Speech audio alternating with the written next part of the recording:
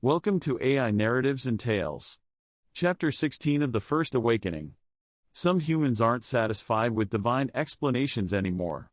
In Mesopotamia, a scholar named Damon investigates impossible patterns. Knowledge appears simultaneously across disconnected regions. Techniques requiring coordination beyond human capability. Astronomical predictions are too accurate for available instruments. He's building a case. Not against gods, against beings pretending to be gods. The questioner's movement spreads through educated populations. Enhanced humans with enhanced cognition, applying their immortal-given intelligence to investigate their immortal teachers. They're asking dangerous questions, recognizing patterns, documenting inconsistencies. Immortals created humans capable of critical thinking. Now, humans are thinking critically about their creators. And the conclusions they're reaching threaten 6,000 years of comfortable deception. Discovery isn't probable anymore. Discovery is inevitable. Chapter 16, The Blood Enhancers. Multiple human settlements, 3800 BCE. The blood held memory. Talia watched it flow through the microscope, technology millennia beyond anything humans possessed, hidden in a chamber they would never find. The sample came from Amara, great-great-granddaughter of Kehinde, descended from the woman who'd walked from the dying Sahara to build a new life in the Nile Valley. In Amara's cells, Talia could see the modification she'd made 4 generations ago. Telomere extension. Enhanced immune response. Improved cardiovascular efficiency. DNA repair mechanisms are operating at 300% of normal human capacity. Changes that would extend Amara's lifespan to perhaps 120 years, grant her resistance to most diseases, and allow her body to heal from injuries that would cripple normal humans. Changes that would pass to her children. And her children's children. Creating a bloodline that would dominate for millennia. "You're stalling," Sophia said from the doorway. "The council approved this project 3 months ago. Amara is waiting upstairs. You said you'd perform the enhancement today." "I know what I said." Talia didn't look away from the microscope. "I'm reconsidering." "Now? After we've already modified 47 bloodlines across 6 continents? After we've created the genetic foundation for royal dynasties and priestly classes, what comes next? After we've fundamentally altered human evolution in ways we can't reverse? Yes. Now. When I can still stop before it gets worse." Sophia moved into the chamber, her footsteps silent on stone that predated human civilization. "What changed? You were enthusiastic about this project. You said creating enhanced humans would give us partners, beings capable of understanding our purpose, helping coordinate our efforts, bridging the gap between immortal and mortal." "I said a lot of things. I was wrong about most of them." Talia finally looked up. "Do you know what Amara asked me last week? She asked if her grandmother was special. Suppose Kehinde had something in her blood that made her stronger, smarter, and more capable of surviving the migration. It would have been a significant advantage. She's noticed the pattern, Sophia. She's recognized that her family doesn't get sick like others, doesn't age as quickly, doesn't die from injuries that kill their neighbors. So tell her the truth. She's smart enough to handle it. The truth that we're creating a genetic aristocracy? Are we selecting certain humans for enhancement while leaving others with normal lifespans and vulnerabilities? That we're building social hierarchies based on supernatural biological advantage?" Talia's voice rose. "How is that different from playing God? How is that not creating exactly the kind of power imbalance we said we'd never impose? It's different because we're careful about selection. We choose humans who demonstrate compassion, wisdom, leadership capacity. We choose humans who'll serve our purposes. Don't dress it up as meritocracy." Talia gestured at the microscope. "I've been documenting the effects.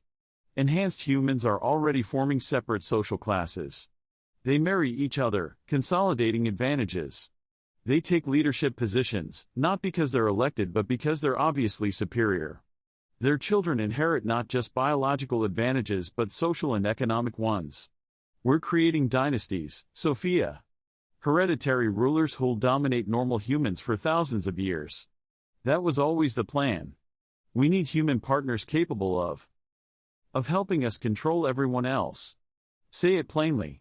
We're creating middle managers. Humans are enhanced enough to coordinate with other humans, but not so enhanced that they could challenge us. A buffer class between immortals and mortals. Sophia was silent for a long moment. Upstairs, in the healing chamber that humans believed was sacred space, Amara waited. Trusting. Faithful. Believing the sky teacher would help her, would grant her the blessing that had made her grandmother's line strong. What do you want to do? Sophia asked finally. Stop the project? Reverse what we've done? Let 47 bloodlines decline back to normal human capacity while they wonder what they lost? I don't know. I just know this feels wrong. Everything we do feels wrong. That's the price of intervention. Sophia moved to stand beside the microscope, looking at the blood sample that held 5,000 years of immortal manipulation. We can't go back, Talia. We can only go forward.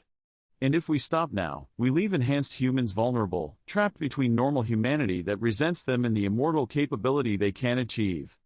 At least if we continue, we can guide the process, ensure the enhancements serve beneficial purposes. That's the same logic we use for every project that went wrong. If we just manage it carefully, control the variables, guide the outcome, but we can't control it. Enhanced humans will make their own choices, build their own hierarchies, create their own problems, and we'll be responsible for all of it. We're already responsible. The question is whether we take active responsibility or passive guilt. That's a rationalization for creating genetic aristocracy. Yes. It is. Sophia met her eyes without flinching. We're creating exactly what we said we'd never create, permanent hierarchy based on supernatural advantage. And I hate that we're doing it. But the alternative is letting humans struggle without help, watching them die from diseases and injuries we could prevent. So we make the terrible choice and accept the consequences. Talia closed her eyes, feeling the weight of the decision pressing on her chest. Above, Amara waited. A good woman, kind and intelligent, deserving of every advantage. But behind her stood millions of normal humans who would never receive enhancement, who would live shorter lives, suffer more diseases, and watch enhanced humans dominate while they struggled. Fairness or effectiveness? Equality or excellence? The questions that had haunted immortals since they arrived were numerous. Tell Amara I'll see her in 10 minutes, Talia said finally. Let me prepare the enhancement sequence. You're sure? No. But I'm doing it anyway. Because Sophia's right, we can't stop now without creating worse problems. All we can do is move forward carefully and accept responsibility for whatever comes. Sophia nodded and left, leaving Talia alone with the blood sample and the terrible certainty that 5,000 years from now, enhanced humans would look back at this moment and curse her name. She began preparing the enhancement anyway because someone had to. Because the alternative was worse. Because playing God was exhausting, but abandoning the role would be catastrophic. The enhancement chamber, Amara's transformation. Amara lay on the stone table, trying not to show fear. The sky teacher moved around her, preparing instruments that gleamed with impossible light, mixing substances that smelled of lightning and spring water and something beyond naming. The chamber itself seemed alive, walls carved with symbols that shifted when viewed peripherally, the floor humming with energy that made teeth ache, and the ceiling lost in darkness that felt conscious. This will hurt, Talia said quietly. I won't lie about that. The enhancement process involves restructuring your cellular biology. Your body will fight the changes initially, and fighting hurts. I understand. My grandmother said she survived impossible things. Walked through a desert that killed others. Lived when fever should have claimed her. Bore children when her body was past childbearing age. I want that strength. For my children, if not for myself. It's not just strength. It's their responsibility. Talia's hands stilled on the instruments. Enhanced humans live longer, heal faster, and resist disease better than normal humans. But they also carry the burden of being different, of being seen as special, chosen, set apart. Your neighbors will resent you. Some will worship you. None will see you as simply human anymore. Maybe I'm not simply human. My grandmother wasn't. Neither was her mother. Whatever runs in our blood, it's been there for generations. I just want to understand it. To claim it fully instead of half receiving something I don't comprehend. Talia met her eyes, seeing intelligence, determination, and something else, hunger. Not for power, but for meaning. for understanding the strangeness that had defined her family for 4 generations. "Lie back," Talia said. "This will take several hours. I'll monitor constantly, adjust the enhancement sequence as your body responds. Trust me to stop if something goes wrong. I trust you. You've never harmed my family." The words landed like accusation and absolution simultaneously. Never harmed, but never fully helped either. Always half-truths, partial interventions, carefully managed improvements that served immortal purposes as much as human flourishing. Through the network connecting all 3,800 immortals scattered across the globe, Talia felt the weight of collective observation. The enhancement project had expanded beyond anything they'd initially envisioned: 47 bloodlines, 6 continents, centuries of genetic manipulation. Every modification she made was recorded, analyzed, and debated by consciousnesses spread across Earth's surface. Talia placed her hands on Amara's chest, feeling the heartbeat beneath. Then she activated the enhancement sequence. Bioelectric manipulation first. Talia's nervous system connected to Amara's, creating a feedback loop that let her sense every cellular response. She could feel the woman's body, millions of cells, all functioning normally, all about to be fundamentally altered. The genetic modifications came next. Not gross changes, immortals had learned subtlety over millennia. Just minor adjustments to regulatory genes, slight improvements to protein synthesis, and minor enhancements to stem cell function. Changes that compound over time can create dramatic differences from tiny initial alterations. Amara gasped as the modifications took hold.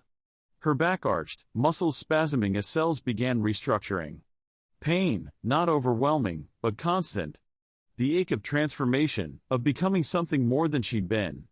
"Breathe," Talia murmured. "Your body is learning and teaching itself new patterns. This is growth, not injury. It hurts the same way, but the outcome is different." "How long?" Amara managed through clenched teeth. 3 hours for initial restructuring. 3 days for full integration. 3 months before you'll feel completely normal again, though your new normal will be significantly enhanced. 3 hours of watching cells restructure. 3 hours of monitoring feedback, adjusting parameters, and ensuring the enhancement didn't trigger immune rejection or a cellular cascade. 3 hours of being intimately connected to another being's biology, feeling every change, every adaptation, every moment of painful growth. This was why Talia had hesitated. Not because the enhancement was difficult, she'd performed it hundreds of times across dozens of bloodlines.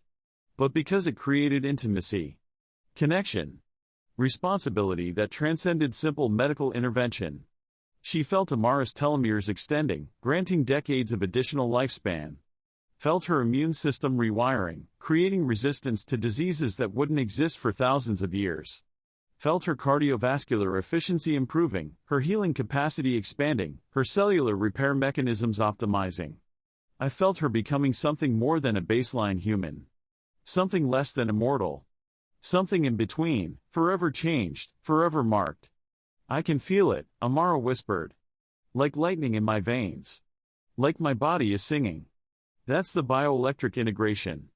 Your nervous system is learning to operate at higher efficiency. It feels strange now, but it will become normal.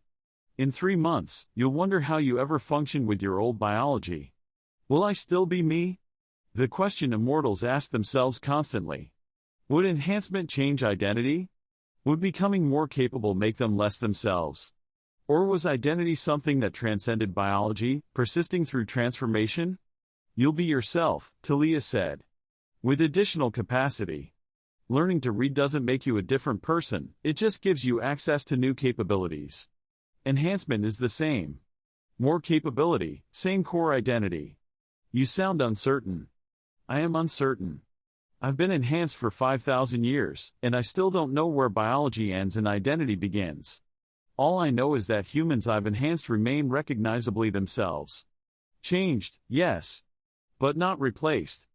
That's not as reassuring as you probably intended." Despite everything, Talia smiled. Honesty rarely is. The enhancement continued. Talia monitored, adjusted, and ensured the transformation proceeded safely. And as she worked, she felt the weight of responsibility pressing heavier. This woman would live 120 years instead of 60. Would raise children who inherited her advantages. would become the matriarch of a dynasty that would dominate for millennia. All because Talia had decided she deserved enhancement. Who was she to make that choice? What gave immortals the right to determine which humans received biological advantages and which remained baseline? How was this different from the genetic manipulation that had ended their homeworld civilization in civil war? But the alternative was worse. Let humans remain vulnerable, short-lived, struggling with diseases and injuries that immortals could prevent. Watch them suffer when relief existed. Practice detachment while people die unnecessarily. There were no good choices, only choices and the willingness to live with consequences. After 3 hours, the initial restructuring was complete. Amara lay on the table, exhausted but alive, her body humming with new capabilities she was just beginning to sense. "How do you feel?" Talia asked. "Strange. Powerful. Frightened." Amara sat up slowly, testing her transformed body. "Like I could run forever. Like I could see in the dark. Like I'm more than I was but less than I should be. That last feeling never goes away. Enhancement just changes what you're reaching toward." "Is that what you are? Enhanced?" "That's complicated." Talia helped her off the table. "But yes, in a sense. I'm what happens when enhancement continues for a very long time.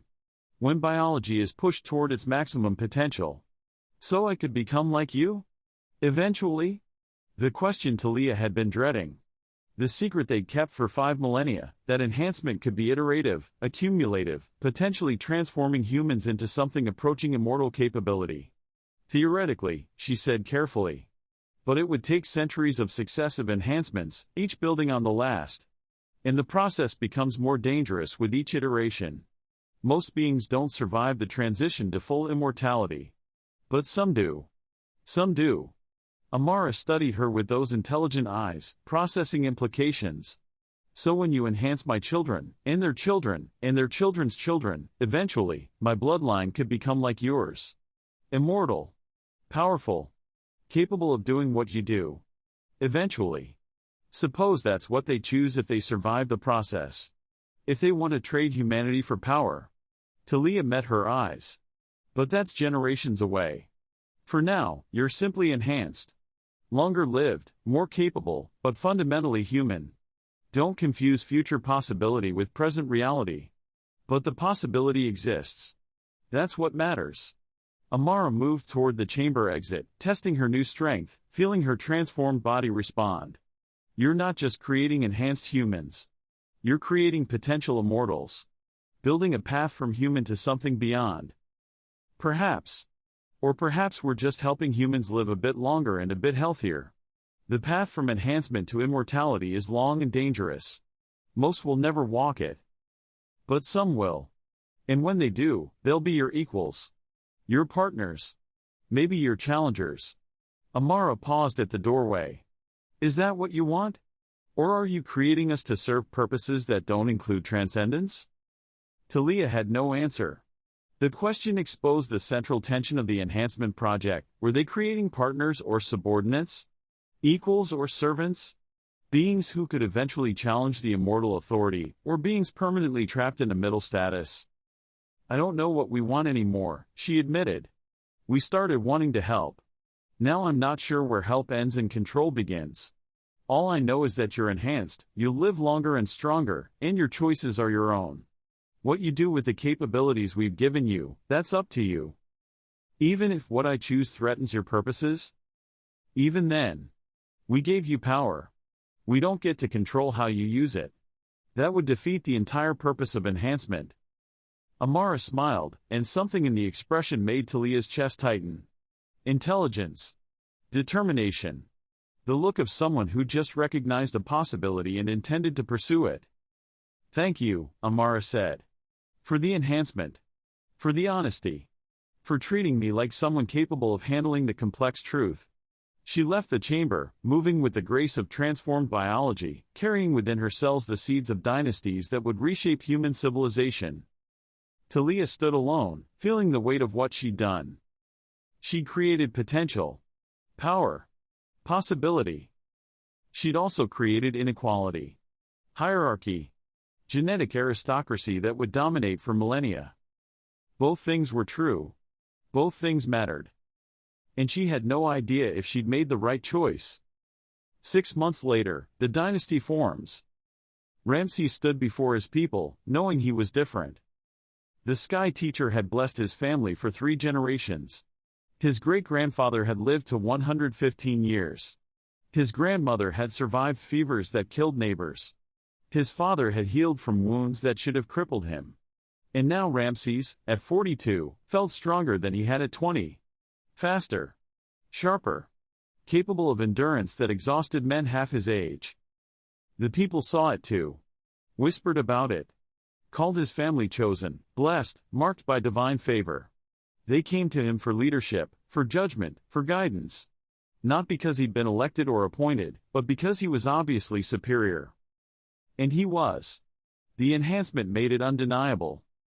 The harvest exceeds projections, he told the assembled council. We'll have surplus to trade with southern settlements. I propose sending delegations to establish permanent exchange relationships. The southern settlements are suspicious of us, one elder protested. They say we're too prosperous, that our people don't sicken when disease spreads. That we've made bargains with gods they don't trust. Then we'll demonstrate that prosperity benefits everyone. Shared resources, shared knowledge, shared advancement. Enhanced or not, we're all human. We all benefit from cooperation. The words sounded good. Noble. But underneath, Ramses knew the truth. Enhanced humans would dominate. Their superior health, longer lifespans, and greater capabilities made them natural leaders. Over time, they would rise to positions of power not through conquest but through obvious competence. A genetic aristocracy, forming naturally from immortal intervention. He'd asked the sky teacher about it last month. She'd appeared in the night, checking on his enhancement integration, and he'd confronted her with the implications. You're creating rulers, he'd said. Beings who'll dominate normal humans for thousands of years. How is that fair? It's not, Talia had admitted. Fairness and effectiveness are often opposed. We chose effectiveness because we believed it would help more people survive and flourish. But the cost is inequality. The creation of classes based on biology rather than merit. You could enhance everyone. Make all humans equal. We could. But we don't have the resources or time to enhance millions of things. We can barely manage dozens of bloodlines across continents. And enhancing everyone would eliminate the selective pressure that drives human advancement. You need both enhanced and baseline humans, one to lead, one to follow, both to create stable societies. That's a rationalization for creating genetic aristocracy. Yes. It is. She met his eyes without flinching. We're creating exactly what we said we'd never create, permanent hierarchy based on supernatural advantage. And I hate that we're doing it. But the alternative is letting humans struggle without help, watching them die from diseases and injuries we could prevent. So we make the terrible choice and accept the consequences. Now, standing before his people, Ramses understood what she meant. He could use his enhancement selfishly, dominating, controlling, building personal power. Or he could use it responsibly, leading, guiding, trying to ensure enhanced advantages benefited everyone. The choice was his. The consequences would be humanity's. We send delegations to the south, he said firmly. We share our surplus. We demonstrate that enhanced humans can be trusted to lead with compassion rather than domination. And we pray that our descendants remember this choice when they inherit the power we're building. The council agreed. Not because they all believed him, but because he was enhanced and therefore convincing. His longer lifespan meant more experience. His sharper mind made better arguments. His obvious health implied divine approval. Genetic advantages create social advantages. Exactly what Talia had warned about. Precisely what was inevitable once enhancement began. The bloodline spread. Edit number 3, population reference added. Across 6 continents, 47 bloodlines carried enhancement, each one monitored by the 3,800 immortals whose network had made coordination possible. What had begun as Talia's individual project had become a species-wide intervention, with every immortal complicit in the creation of genetic hierarchy. In Egypt, Ramses's line would become pharaohs, god-kings who ruled for centuries, their longevity and capabilities creating stable dynasties that would dominate for millennia. In Mesopotamia, enhanced priests guided temple complexes, their extended lifespans allowing them to accumulate knowledge that made them indispensable authorities. In the Indus Valley, enhanced administrators coordinated cities, their superior organizational capacity creating urban centers of unprecedented complexity. In China, enhanced scholars preserved knowledge through generations, their long lives ensuring continuity of learning that would advance civilization faster than natural human lifespans allowed. In the Americas, enhanced shamans guided spiritual practices, their heightened perception allowing them to access states of consciousness that normal humans struggled to achieve. Everywhere, enhanced humans rose. Not through conquest but through competence. Not through domination but through demonstration of obvious superiority. And everywhere, resentment grew. Normal humans saw the pattern. Certain families never sickened, certain bloodlines produced generation after generation of exceptional leaders.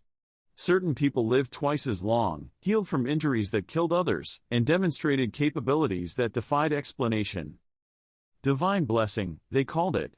Genetic manipulation, it actually was. And the gap would only widen. Enhanced humans married other enhanced humans, consolidating advantages. Their children inherited not just biological enhancements but social and economic ones. Dynasties formed, hardened, and became institutional. 3,000 years later, these bloodlines would rule empires. 5,000 years later, they would dominate entire civilizations. And always, they would trace their lineage back to this moment, when immortals chose certain humans for enhancement and left others to baseline biology. Genetic aristocracy was created with good intentions, permanent inequality, justified by effectiveness. The price of immortal intervention was paid by humans who had no choice in the matter. 1 year later, Talia's crisis. Edit number 2, population reference added. Talia sat in her hidden chamber, surrounded by genetic samples from 47 bloodlines, while the network hummed with data from 3,800 immortal monitoring stations worldwide. Each of those minds was tracking the enhancement cascade, watching genetic advantages compound across generations, witnessing the creation of humanity's first biological aristocracy. On the screens, she tracked enhancement propagation, how many children had inherited modifications, how those modifications were expressed in different populations, how enhanced humans were forming distinct social classes. The data was precise, undeniable, damning. She'd created exactly what she'd feared: genetic aristocracy, hereditary rulers, permanent biological hierarchy that would take millennia to equalize. You need to see this. Sophia materialized beside her, projecting additional data. Enhanced bloodlines in Mesopotamia and Egypt are intermarrying, creating super-enhanced children with compounded advantages. I project that in 3 generations, certain individuals will approach 50% of immortal biological capacity. That fast? Enhancement is exponential when properly managed.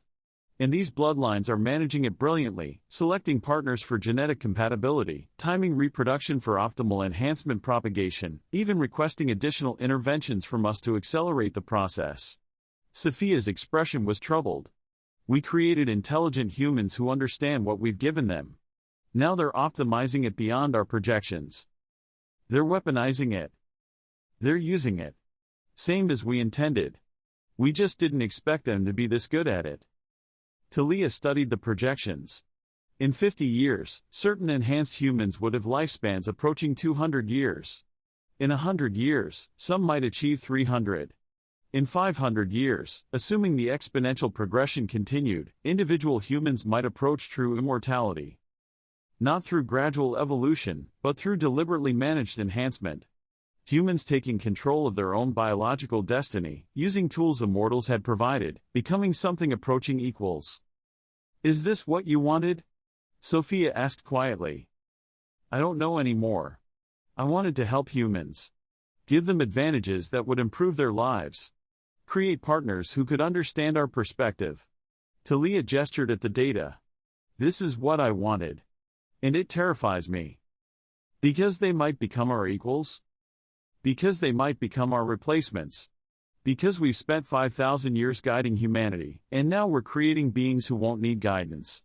Who might actively resist it. Who could challenge our authority in ways baseline humans never could. So we succeeded. We created intelligent, capable, increasingly powerful beings who think for themselves. That was always the goal. The goal was creating partners. This feels more like creating rivals. Sophia studied the data, her expression calculating. I count 14 enhanced humans who figured out what we are. Not divine beings, not mysterious teachers, refugees with advanced knowledge. They haven't shared that understanding widely, but they know. And in another generation, when their enhanced children have even greater capabilities, the secret will become harder to maintain. Revelation through enhancement. I didn't see that coming. None of us did. We thought a biological advantage would create dependency. Instead, it's creating independence. The better we enhance humans, the less they need us. Should we stop? Refuse further enhancements? Let the current bloodlines develop without additional intervention? Could we? Sophia gestured at the data. Enhanced humans are already managing their own genetic improvement. They don't need us anymore. They've learned the principles, observed the patterns, figured out optimization strategies. We gave them the foundation. They're building the rest themselves. Talia closed her eyes, feeling the weight of 5,000 years of choices pressing down. They intervened to help, creating dependency to maintain control, and then, given the capabilities of humans, they enabled independence. The cycle was dizzying, contradictory, impossible to manage. We've lost control, she said quietly. We never had control. We just had the illusion of it. Sophia's hand found her shoulder. Maybe that's the real lesson. The goal was never to control humanity. It was meant to teach them to control themselves. And if they're doing that now, if enhanced humans are taking ownership of their own development, then we succeeded. Even if success means they don't need us anymore. Especially then. Isn't that what parents want? Children who surpass them, who take what they're given and create something better. We're not their parents. No. But we've been acting like it for 5 millennia. Maybe it's time to recognize that our children are growing up. Talia looked at the data, 47 bloodlines spreading enhancement across the globe, humans taking control of their own biological destiny, beings who might someday approach immortal capabilities through carefully managed improvement. She wanted to help. Created partners. Enabled independence. Now she had to accept the consequences. Let humans chart their own course. Step back from control and embrace uncertainty. It was terrifying. It was necessary. It was the only way forward that didn't trap both species in permanent dysfunction. No more enhancements, she said finally. No more selecting bloodlines, no more managing genetic aristocracy. The 47 bloodlines we've created, they're on their own. If they want further enhancement, they can figure it out themselves. They will figure it out. They're already close. I know. And that's good. Scary, but good. Better than keeping them dependent forever. Are you sure? Once we withdraw enhancement support, we can't easily resume. The technology is too complex for humans to maintain fully. Some enhanced bloodlines will decline back toward baseline. Then they decline. That's their choice. We've given them the foundation. What they build on it, success or failure, that's up to them. Sophia nodded slowly. The Council won't like this. Kronos especially. He sees enhancement as key to maintaining coordination. Kronos sees everything as key to maintaining control. But control is slipping. Has been slipping for centuries. All we're doing now is acknowledging reality and adapting to it. Adaptation. That's optimistic language for losing influence. It's realistic language for facing the inevitable. Humans are growing up. Enhanced or not, they're becoming capable of self-direction. We can resist that and become tyrants, or accept it and become something else. Teachers who let their students surpass them. Guides who step aside when the path becomes clear. Refugees who finally admit they can't control everything. That too. They sat in silence, surrounded by genetic data that represented 5,000 years of intervention and 47 bloodlines that would reshape human civilization. All of it spiraling beyond immortal control, developing according to human choice, becoming something neither species had predicted. It was terrifying. It was beautiful. It was precisely what they'd hoped to achieve and exactly what they'd feared. The enhancement project had succeeded, which meant it was time to end it and see what humans would do with the capabilities they'd been given. Time to step back and trust that teaching had been enough. Time to face the consequences of creating beings who might someday rival their creators. Nix's observation. Later that evening, as Talia finalized her decision to cease new enhancements, Nix appeared in the doorway of the medical facility. "You're ending the program," Nix said. It wasn't a question, she'd been monitoring the conversation through the network. "Yes. It's grown beyond our capacity to manage ethically. Better to stop now than continue creating problems we can't solve." "Agreed. Though one bloodline in particular interests me." Nix projected genetic data into the chamber, a family tree showing 7 generations of compound enhancement. "This line descends from a woman you saved 300 years ago. Metabolic defects that should have killed her as an infant. You corrected them, and the corrections bred true." Talia studied the projection. "I remember her. The modifications were delicate, they had to be precise, or they'd cascade into worse problems. But they took beautifully. She lived to 134 years. And her descendants have compounded the advantages with each generation. Look at Generation 7. Nix highlighted a branch of the family tree. Born about 40 years from now, in a Mesopotamian settlement near the rivers. The genetic modeling suggests extraordinary cognitive capacity, pattern recognition, analytical ability, and observational precision. Comparable to enhanced immortal capability in those domains. Comparable? Talia looked closer at the projections. I've never seen a human genetics project that high. It's the compounding effect. 7 generations of carefully selected partnerships, each adding complementary enhancements. In addition to environmental factors, this family values learning, scholarship, and priestly study. Nature and nurture combine optimally. Nix's analytical consciousness carried something Talia rarely heard from her: anticipation. In 40 years, this bloodline will produce someone capable of noticing what we've been doing. Not just suspecting, actually calculating, observing, documenting our patterns. That's dangerous. That's inevitable. Enhanced humans are getting smarter. Eventually, one of them will be smart enough to see us clearly. I want to know what happens when someone asks the right questions. You want to tell them the truth? I want to see if they can handle it. Suppose enhanced humans can process the reality of immortal intervention without psychological collapse. If revelation is possible, or if it would shatter their worldview. Nix's expression held calculation and curiosity balanced perfectly. This 7th generation descendant, I'll be watching for them. When they start asking questions, I'll provide answers. Consider it an experiment in human immortal transparency. That could trigger revelation before we're ready. We'll never be ready. The question is whether controlled revelation is better than accidental discovery. This bloodline allows us to find out. Talia looked at the genetic projections showing a bloodline that would, in 40 years, produce someone extraordinary. Someone enhanced enough to understand what immortals had done. Someone intelligent enough to document it. Someone brave enough to confront beings who could destroy them with a thought. "What will you tell them?" she asked. "Everything," Nix said simply. "When they're ready. When they ask, when the moment is right, I'll show them our history, our purpose, our mistakes. And then we'll see what an enhanced human does with complete truth." That's terrifying. That's necessary. We can't hide forever, Talia. Enhanced humans are too intelligent, too observant, too capable of pattern recognition. In 3 generations, maybe 4, the secret becomes impossible to maintain.